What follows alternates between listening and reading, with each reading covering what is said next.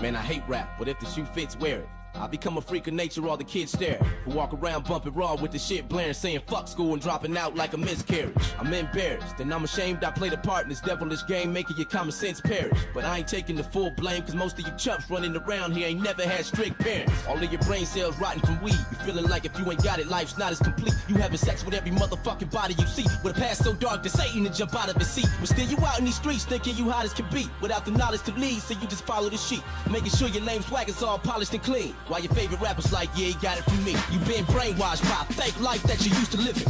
When I say the word fun, what do you envision? Probably drinking and smoking out with your crew and chilling with clueless women you tryna bang, bumping New Edition. Is that all you think life really is? Well, if so, then you're a fucking idiot. I honestly feel like grabbing your head and hitting it. Matter of fact, you don't even deserve a brain. Give me it! Do you even have any goals aside from bagging these hoes and packing the ball? Well, let me guess, no. You're only in school because your parents make you go, and all you do is play beer pong and hang out with the bros. Yo, society's got you living for a whack cause. You're a fucking adult with no skills at all. You don't read any books or play ball. You don't draw. You literally do nothing at all.